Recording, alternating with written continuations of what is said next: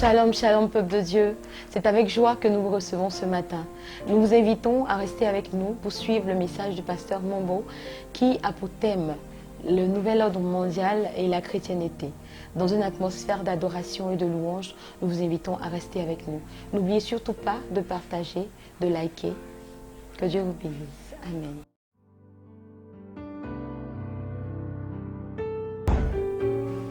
Gloire à Dieu. Shalom, peuple de Dieu. Nous vous saluons dans le précieux nom de notre Seigneur Jésus-Christ. Nous remercions le Seigneur qui nous permet d'être en vie et d'être sur nos pieds afin que nous puissions partager avec vous la parole de Dieu, source de vie, source de restauration, et que son nom soit béni. Alors aujourd'hui, je voudrais partager avec vous un thème très important en ce qui concerne le nouvel ordre mondial. Le nouvel ordre mondial et la chrétienté. Nous n'allons pas faire une étude systématique, mais nous allons essayer d'apporter au travers de cette prédication une interpellation de la conscience des chrétiens, une interpellation de la conscience de ceux qui ne connaissent pas Christ, afin que ceux-là tournent les regards vers Jésus et qu'ils fassent la paix avec Jésus, qu'ils se réconcilient avec Dieu par Jésus-Christ. Parce que nous sommes à cheval avec ce système mondial qui va être mis en marche très bientôt. Alors il faut que le monde entier, les populations puissent être interpellées à ce sujet. Nous devons le savoir que quand l'on parle de nouvel ordre mondial, il s'agit de l'unification de toutes choses. L'unification de toutes choses. Aujourd'hui, nous parlons de nouvel ordre mondial.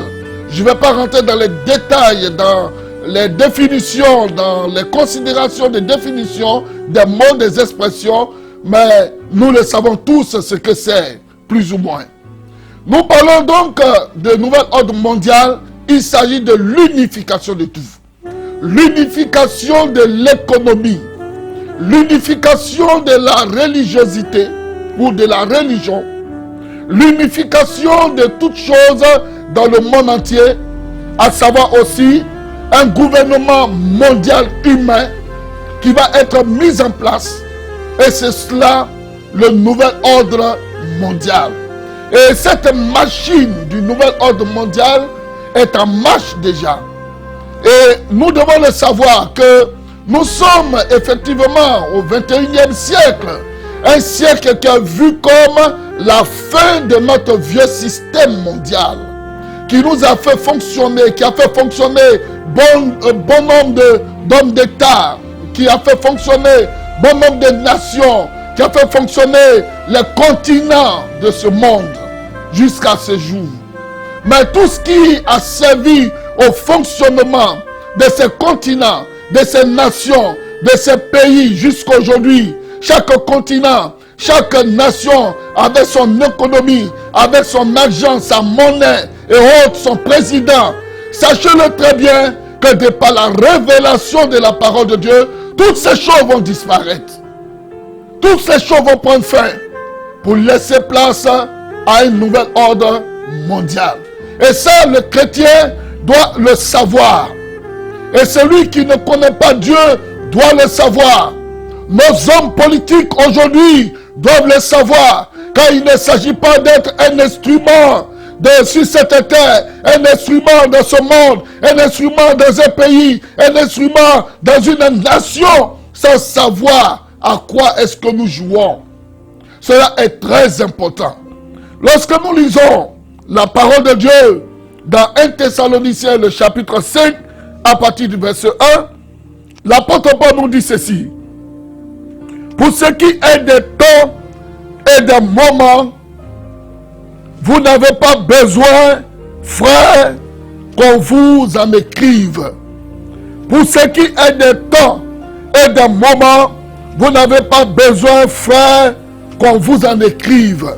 Si l'apôtre Paul tient ce langage, c'est pour dire ceci, que pour ce qui concerne les temps et les moments fixés, d'abord fixés par Dieu, car les temps et les moments, c'est Dieu qui les fixe. Ne pensons pas que c'est un être humain qui fixe les temps et les moments. Les événements qui arrivent ne sont pas fixés par un être humain. Mais les temps et les moments sont fixés par Dieu. Car la Bible nous dit, il est le maître des temps et des circonstances. Il tient le plan de ce monde entre ses mains. Et d'un bout à l'autre, c'est lui qui conduit la destinée de ce monde. Il est au contrôle de tout, quel que soit ce qui peut arriver. Alors Paul dit, on n'a pas besoin que l'on nous écrive là-dessus pour apporter une lumière quelconque, une connaissance quelconque. Autrement dit, c'est pour dire que toutes ces choses, nous devons les connaître, nous devons être des personnes averties. Nous devons les savoir, afin que rien ne nous surprenne. Le nouvel ordre mondial et la chrétienté. Qu'est-ce que nous voulons dire par là?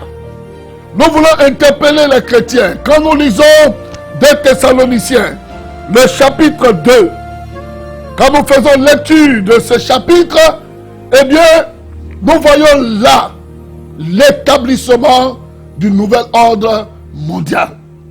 Où l'apôtre Paul nous dit ceci, et je lis, il dit, pour ce qui concerne l'avènement de notre Seigneur Jésus-Christ et notre réunion avec lui, nous vous prions, frères, de ne pas vous laisser facilement ébranler dans votre bon sens.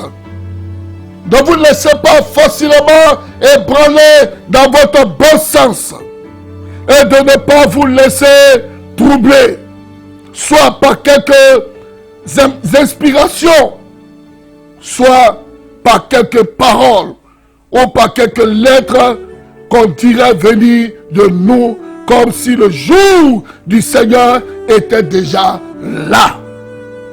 Ne nous laissons pas facilement ébranler. Ne nous laissons pas facilement troubler. Et il continue en disant ceci au verset 7. Car le mystère de l'iniquité agit déjà. Et il faut seulement que celui qui le retient encore ait disparu. Le mystère de l'iniquité agit déjà. Le mystère de l'iniquité agit déjà. Voyez aujourd'hui, quand nous portons un regard dans ce monde, vous croyez que c'est censé pour des êtres humains, pour des êtres intelligents, pour des êtres créés à l'image de Dieu, de procéder à un mariage homosexuel? Vous croyez que c'est humain de procéder à des mariages de bestialité, où l'homme se marie à un animal, où l'homme va avec un animal?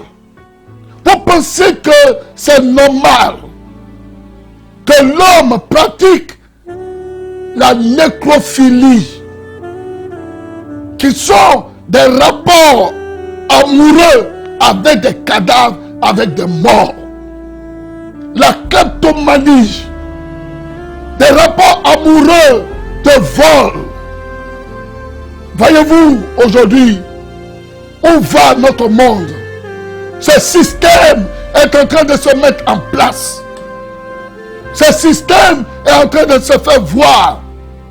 Et ce système est en train d'être adopté par le monde entier. Le nouvel ordre mondial. La nouvelle manière, la nouvelle façon de faire. C'est pourquoi, bien-aimés, nous ne devons pas nous laisser facilement, ébranler. Alors, l'apôtre Paul dit ceci.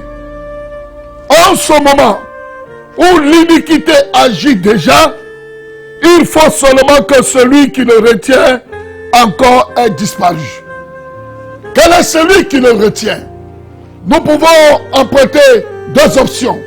La première option, celui qui le retient peut être l'action et le mouvement, la puissance, la présence de l'Esprit de Dieu dans ce monde. Tant que l'Esprit de Dieu est dans ce monde, eh bien, l'iniquité ne peut pas venir s'implanter et faire royaume dans ce monde. Même si l'iniquité est en action, il faut que l'Esprit de Dieu disparaisse. Il faut que l'Esprit de Dieu ne soit plus sur cette terre. Mais béni soit Dieu, parce qu'aujourd'hui encore, l'Esprit de Dieu est avec nous. Et si tu écoutes ce message et que ton cœur, au fond de ton cœur, tu te sens vivement touché, c'est que l'Esprit de Dieu est en train de te convaincre de péché, de justice et de jugement. N'attendons pas que cet esprit merveilleux de Dieu disparaisse de ce monde. Abandonne ce monde, quitte ce monde. Et en ce moment, s'installera l'iniquité. Deuxième option. Celui qui le retient peut être l'Église de Dieu. Puisque l'Église est entretenue par l'Esprit de Dieu. Et tant que l'Église est sur cette terre, cette Église sera entretenue par l'Esprit de Dieu.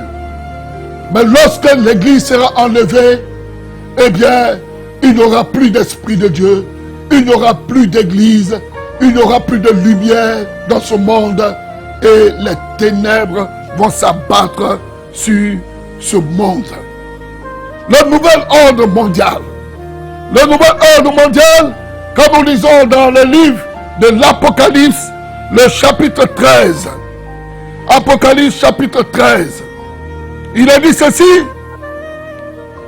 Il fut donné d'animer l'image de la bête, afin que l'image de la bête parlât, et qu'elle fit que tous ceux qui n'adoreront pas l'image de la bête fussent tués. Voici l'aboutissement du nouvel ordre mondial. Animer l'image de la bête. Au moment où l'Antichrist viendra s'installer, comme vous devez le savoir, de la même manière qu'aujourd'hui, nous parlons de la Trinité, de la même manière qu'aujourd'hui, nous parlons de Dieu, le Père, le Fils et le Saint-Esprit. Il y a aussi une Trinité diabolique. Il y a Satan, il y a l'Antichrist et il y a le faux prophète. Et l'Antichrist est la bête qui viendra s'installer dans ce monde et qui se fera adorer. Lorsque l'Antichrist viendra dans ce monde et lorsqu'il va réunir tout le monde entier, lorsqu'il va unifier toutes les religions, lorsqu'il va faire la monnaie mondiale unique, alors il se fera adorer. C'est en ce moment que la Bible nous dit ceci, que sa marque sera sur le front des personnes qui vont l'accepter. Sa marque sera sur la main des personnes qui vont l'accepter. Et même la Bible nous dit ceci, que personne ne pourra vendre, ni avoir autre activité à exercer si cette personne n'a la marque de la bête. Chers frères et sœurs, nous voulons vous interpeller que nous sommes à la fin de ce monde. Nous sommes à la fin d'un ancien système. Et le nouvel ordre, le nouveau système va être enclenché très bientôt. Très bientôt. Alors, à vous, au travers de ce message, laissez-vous interpeller. Vous qui n'avez pas accepté Jésus, vous qui n'avez pas Jésus, acceptez le Seigneur Jésus-Christ dans votre cœur maintenant comme sauveur, afin que votre vie soit épargnée de toutes ces catastrophes qui attendent le monde entier. Shalom à vous encore une fois de plus. Et nous vous souhaitons vraiment que vous fassiez le meilleur choix, que vous regardez et de façon objective, que vous tendez la main au Sauveur qui vous a déjà tendu la main afin que votre vie soit sauvée. Que le Seigneur vous bénisse, soyez bénis et que la paix du Seigneur soit avec chacun de vous. Amen. Ensemble donc, nous allons chanter ces cantiques merveilleux, à savoir quel sauveur merveilleux nous possédons. Celui-là même qui s'est sacrifié pour nous. Ensemble, rentrons dans le recueillement et apportons ce cantique au roi des rois.